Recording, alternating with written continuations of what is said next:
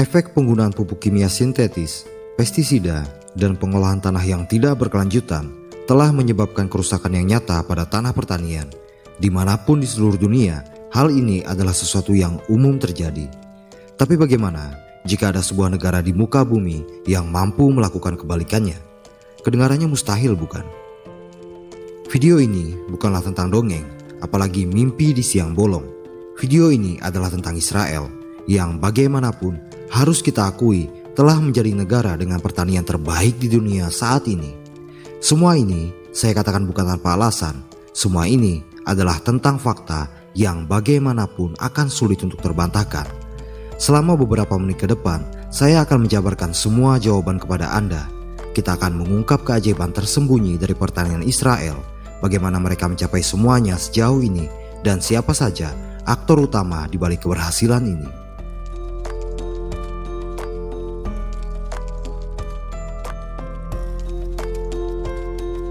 Saat kita membicarakan pertanian terbaik di dunia, kebanyakan orang akan mengarahkan topik mereka ke pertanian modern di Belanda, Jepang, atau Cina. Tapi sayangnya, apa yang dilakukan oleh negara-negara itu sama sekali belum ada apa-apanya dibandingkan apa yang dilakukan oleh Israel.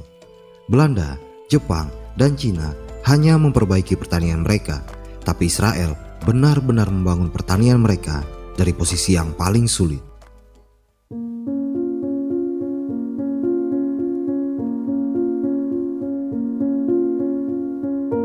Antara tahun 1882 sampai tahun 1885 terjadi migrasi Yahudi ke tanah Palestina yang saat itu masih merupakan provinsi dari kerajaan Ottoman. Mayoritas dari mereka merupakan Yahudi yang datang dari Eropa Timur dan sebagian kecil berasal dari Yaman. Pada awalnya, mereka tinggal di tanah-tanah milik pemodal Zionis Internasional. Salah satu konsentrasi terpadat imigran Yahudi pada saat itu bertempat di tanah milik bankir Prancis, Baron Edmond James de Rothschild. Wilayah itu merupakan wilayah gersang tak berpenghuni yang dahulu disebut sebagai Almansia dan di kemudian hari dikenal dengan nama Degania Alif. Hidup benar-benar tidak mudah bagi mereka pada saat itu. Tinggal di tempat tak menjanjikan kehidupan membuat banyak dari mereka terpaksa hanya mengandalkan hidup pada bantuan pendanaan dari pemodal Zionis Internasional.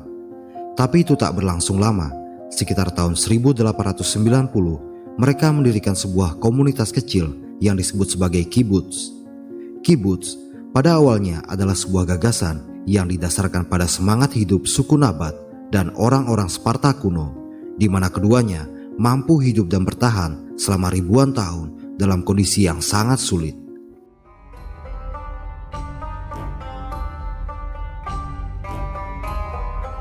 Suku Nabat atau Nabatean adalah kelompok yang hidup dengan sangat makmur, meskipun mereka menjalani seluruh sejarah peradaban mereka di gurun gersang dan wilayah berbatu.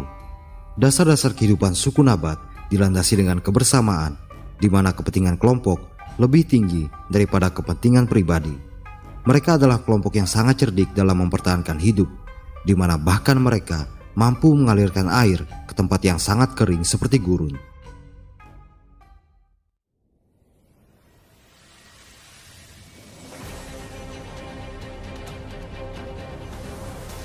Sementara Sparta adalah sebuah kota yang didirikan oleh kekuatan kecil bernama Doria, di mana mereka berhasil menaklukkan kota itu dari Lakonia dan Mesenia yang terkenal sangat kuat. Meskipun lebih kecil, pemerintahan Sparta terkenal tidak takut dengan siapapun, bahkan dengan kekuatan besar seperti Persia sekalipun. Setiap anak muda di Sparta akan dididik menjadi militer. Mereka siap bertempur sampai mati untuk mempertahankan pemerintahannya.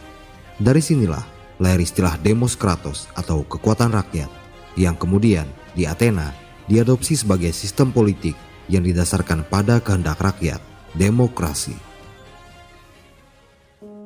Jadi secara sederhana, kibbutz dapat diartikan sebagai semangat untuk membangun peradaban dengan dasar kebersamaan seperti suku Nabat dan prinsip demokrasi seperti orang-orang Sparta.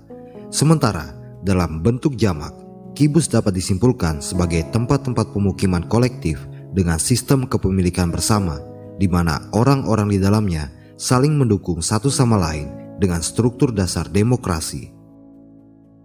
Sekitar awal abad ke-20, komunitas kibbutz mulai meluas di tanah Palestina seiring dengan pertambahan migrasi Yahudi dari Eropa.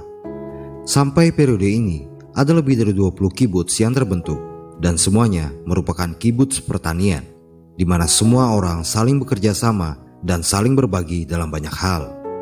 Kepentingan komunitas adalah segalanya. Tujuan akhir mereka adalah untuk mencapai kesetaraan antara satu sama lain.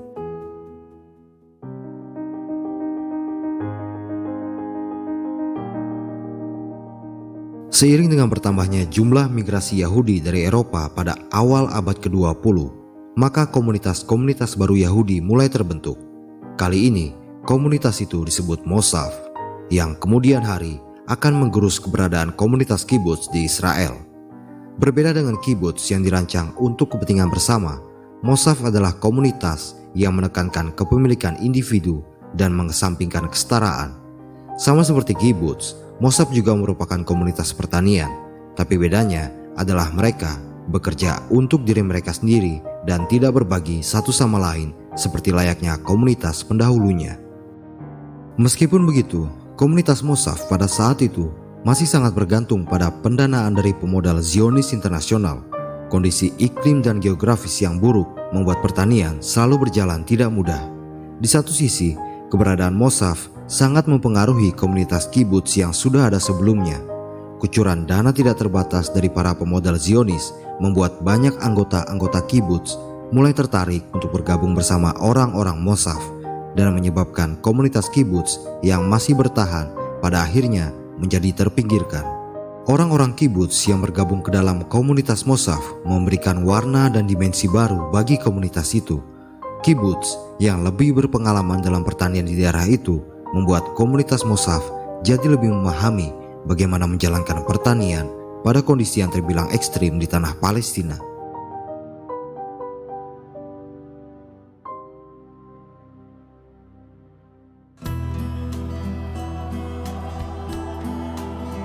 Oleh para pemodal Zionis internasional, Mosaf disebut sebagai pasukan yang akan membangun tanah yang dijanjikan.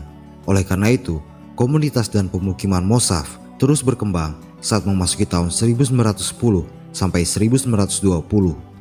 Pertanian masih merupakan fokus utama komunitas Mosaf. Mereka mulai mendirikan koperasi-koperasi pertanian yang akan sangat membantu usaha mereka. Pabrik-pabrik yang memproduksi sarana pertanian dan mengelola hasil pertanian juga terus didirikan. Kemakmuran mulai terlihat sejak saat itu, yang membuat mereka semakin dekat dengan cita-cita dari pemodal Zionis internasional. Meskipun semuanya berjalan dengan sangat baik, tapi ada cerita lain yang terus menghantui komunitas pertanian Mosaf saat itu, yaitu masalah air. Bagaimanapun, mereka telah datang ke tempat yang sepanjang sejarah selalu mengalami masalah kekurangan air. Kebanyakan tempat yang mereka tinggali memang merupakan tempat dari sisa-sisa peradaban yang telah hancur sebelumnya.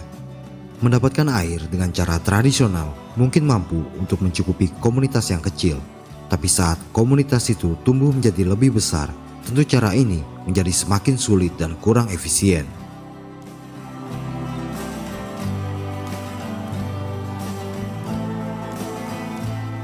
Simcha Blas adalah salah satu nama paling besar dalam sejarah pertanian Israel.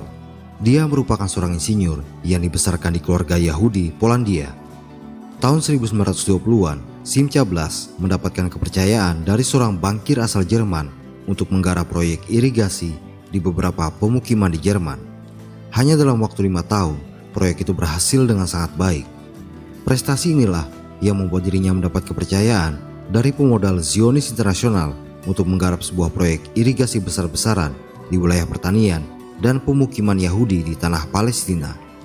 Dengan dukungan dana dari bank-bank besar Eropa, pada tahun 1930, Simcha Blas didatangkan ke wilayah yang kelak akan menjadi negara Israel itu. Setibanya di sana, Blas mulai bekerja dan merancang saluran air modern pertama di lembah Yordan. Tahun 1937, bersama Levi Solnik, Simcha Blas mendirikan perusahaan air yang diberi nama Mekorot. Mekorot ini yang di kemudian hari menjadi perusahaan air nasional di Israel. Misi pertama Mekorot adalah membangun pemukiman di Gurun Negev. Untuk melakukan usaha besar itu, Blas membeli pipa-pipa besar dari Inggris. Proyek itu berhasil dengan sempurna. Pada 6 Oktober 1946, dunia dikejutkan dengan berita bahwa telah ada 11 pemukiman di Gurun Negev dengan sistem irigasi dan pertanian yang lengkap.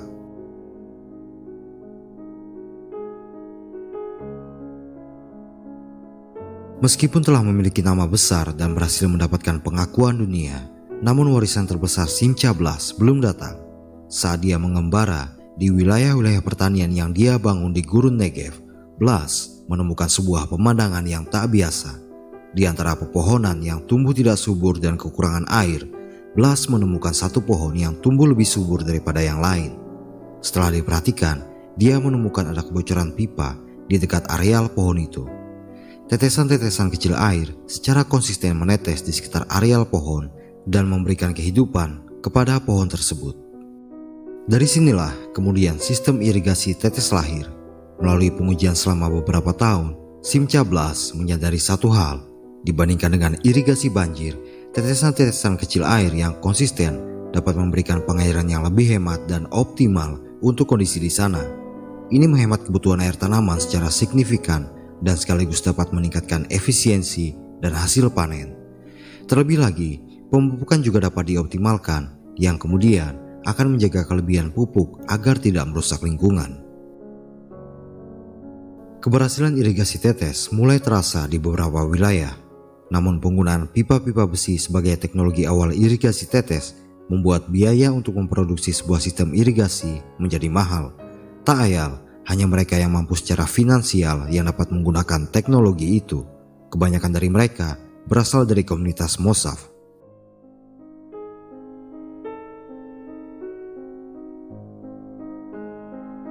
Setelah terbentuknya Israel pada tahun 1948, pertanian menjadi semakin maju di negara baru itu. Semakin berkembangnya teknologi dan pengetahuan pertanian gurun yang mereka miliki membuat orang-orang Yahudi yang hidup di sana mampu mencapai kemakmuran yang sebelumnya hanya dianggap sebagai mimpi. Namun di sisi lain, terjadi sebuah konflik internal antara komunitas pertanian di sana, yaitu antara komunitas kibbutz dan Mossav.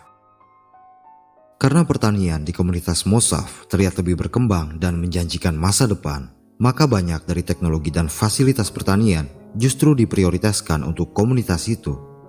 Harga beberapa alat penunjang pertanian yang masih terbilang cukup mahal, seperti teknologi irigasi tetes, membuat kibbutz-kibbutz pertanian yang lemah dari sisi finansial menjadi semakin terpinggirkan. Melihat situasi ini, banyak pengusaha atau orang-orang kaya di Israel dan di luar Israel memutuskan untuk membeli hak atas komunitas-komunitas kibbutz yang masih tersisa. Secara sederhana, ini bisa dikatakan sebagai privatisasi kibbutz, di mana sebuah komunitas kibbutz akan didanai dan difasilitasi oleh seseorang dengan pembagian keuntungan yang telah disepakati. Meskipun banyak dari komunitas kibbutz tradisional yang memprotes privatisasi ini, namun ini sama sekali tak menghalangi upaya itu untuk terus berlangsung. Salah satu kibbutz yang diprivatisasi adalah Kibbutz Hatzerim di Negev. Privatisasi ini dilakukan oleh Simcha Blas. Tujuan dari privatisasi ini adalah untuk mengembangkan teknologi irigasi tetes agar menjadi lebih efisien dan tentunya lebih murah. Simcha Blas kemudian menemukan bahwa penggunaan plastik akan jauh lebih baik dalam penerapan irigasi tetes. Dari sinilah terbentuk sistem irigasi tetes yang kita kenal sekarang. Pada tanggal 10 Agustus 1965, Simcha Blas dan putranya memutuskan untuk menandatangani kontrak kerjasama dengan Kibbutz Hatzerim. Dari sini, kemudian lahir sebuah perusahaan yang disebut Netafim. Netafim kemudian memulai produksi pipa irigasi tetes pertama mereka pada tahun 1966. Target pasar utama mereka saat itu adalah komunitas Mossav yang secara finansial sudah sangat mandiri. Sejak itu, pertanian di gurun dan lahan kering semakin berkembang di Israel dan berhasil memikat banyak mata di dunia.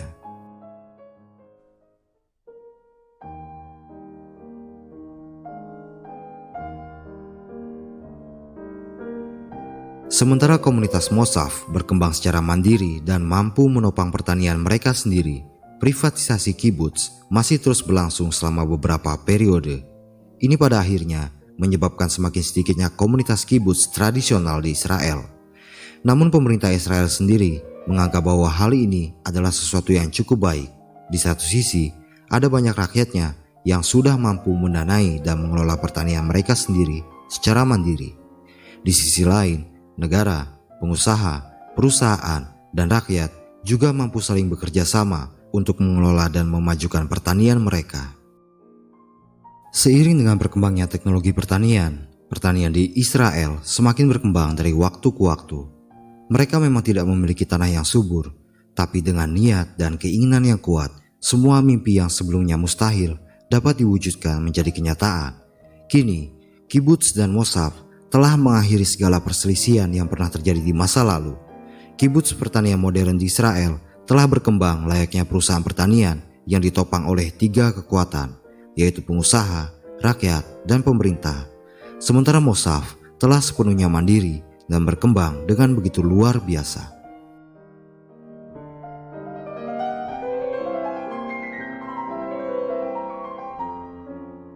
Setiap negara perlu mematenkan jalannya sendiri. Terlepas dari berbagai isu yang berkembang, Israel adalah contoh nyata yang harus kita akui telah membangun kehidupan dari buruk menjadi sangat baik. Dengan pendekatan sejarah, filosofi, ideologi, dan multidisiplin, mereka mengubah kemustahilan menjadi keberhasilan. Sekarang, Israel, bagaimanapun, secara tidak terbantahkan, telah menjadi salah satu pelopor agroindustri terbaik di dunia.